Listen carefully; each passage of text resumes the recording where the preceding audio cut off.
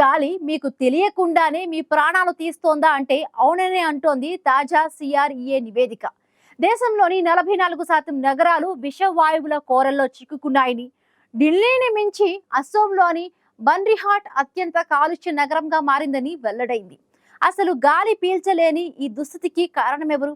మన నగరాల్లో కాలుష్యం ఎంత ప్రమాదకర స్థాయికి చేరింది?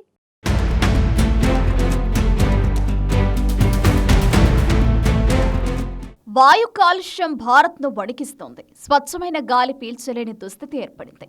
ప్రధానంగా పట్టణాల్లో పరిస్థితి మరింత దయనీయంగా ఉంది. ముఖ్యంగా భారత్లో స్వచ్ఛమైన గాలి పీల్చడం ఒక విలాసంగా మారిపోయింది. పల్లెలో పట్టణాలు అన్న తేడా లేకుండా దేశమంతా కాలుష్య కోరల్లో చిక్కుకుంది. ముఖ్యంగా మన నగరాల్లో గ్యాస్ ఛాంబర్లుగా మారుతున్నాయని తాజా నివేదికలు హెచ్చరిస్తున్నాయి. Centre for Research on Energy and Clean Air విడుదల చేసిన తాజా గణాంకాలు వింటే ఒళ్ళు గగురు పుడుస్తోంది. గాలి నాణ్యతను కొలిచే PM 2.5 స్థాయిలపై సిఆర్ఈఏ దేశంలోని 4041 నగరాల్లో లోతైన విశ్లేషణ చేసింది. దేశంలోని 44% నగరాలు దీర్ఘకాలిక వాయు కాలుష్యంతో అల్లాడుతున్నాయి. అంటే ఇది ఏదో చలికాలంలో వచ్చే సమస్య కాదు. ఏడాది పొడవునా గాలిలో విషం పేరుకుపోయి ఉంటుంది. 2014 నుంచి 2024 మధ్యకాలంలో ఒక్క కరోనా ఏడాది 2020ని మినహాయిస్తే దాదాపు 1787 నగరాలు జాతీయ గాలి నాణ్యత ప్రమాణాలను ఎప్పుడో దాటిపోయాయి. అంటే మనం పీల్చే గాలిలో ధూళి కణాలు, రసాయనాలు ఉండాల్సిన దానికంటే రెట్టింపు స్థాయిలో ఉన్నాయి.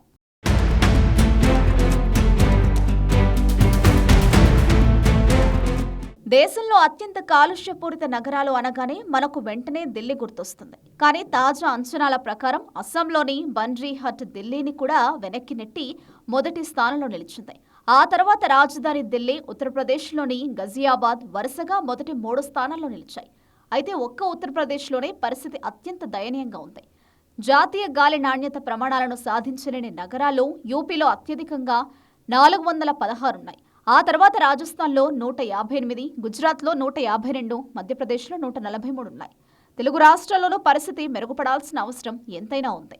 కాలుష్యాన్ని నివారించడానికి కేంద్ర ప్రభుత్వం నేషనల్ క్లీన్ ఎయిర్ ప్రోగ్రామ్ను అమలు చేస్తోంది. కానీ ఈ కార్యక్రమం కేవలం 4% నగరాల్లో మాత్రమే అమలవుతోందని నివేదిక ఎత్తి చూపింది. అంటే కాలుష్యం 100 నగరాల్లో ఉంటే పరిష్కారం కేవలం 4 నగరాల్లోనే జరుగుతోంది.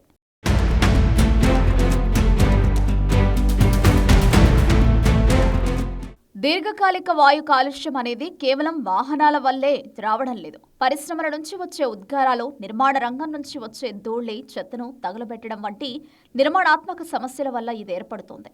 ప్రభుత్వ లక్ష్యాలను నిర్దేశించుకుంటున్నప్పటికీ అవి క్షేత్రస్థాయిలో అమలు కాకపోవడం వల్లే చాలా నగరాలు ఇంకా క్లీన్ ఎయిర్ యాక్షన్ పరిధిలోకి రావడం లేదు. ఈ కాలుష్యం వల్ల మనం పీల్చే గాలిలోని సూక్ష్మ కణాలు నేరుగా ఊపిరితిత్తుల్లోకి, అక్కడి నుంచి రక్తంలోకి చేరుతున్నాయి. దీనివల్ల శ్వాసకోశ వ్యాధులు, ఆస్తమా, గుండెపోటు వంటి సమస్యలు పెరుగుతున్నాయి. చిన్నపిల్లలు, వృద్ధులపై ఈ ప్రభావం మరీ ఎక్కువగా ఉంది. స్వచ్ఛమైన గాలి పీల్చే హక్కు ప్రతి పౌరుడికి ఉంటుంది.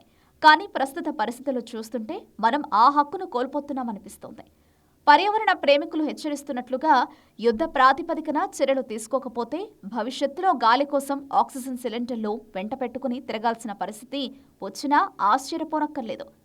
మొత్తానికి వాయు కాలుష్యం అనేది కేవలం ఢిల్లీ సమస్య కాదు. అది ఒక దేశవ్యాప్త సంక్షోభం. 4041 నగరాల్లో సగం నగరాలు కాలుష్య కోరల్లో ఉండడం మన అభివృద్ధికి ఒక హెచ్చరిక. ప్రభుత్వాలు మరిన్ని నిధులు కేటాయించాలి. ప్రజలు కూడా పర్యావరణ పరిరక్షణలో భాగస్వాములు కావాలి. అప్పుడే మన భావి తరాలకు స్వచ్ఛమైన గాలిని అందించగలం.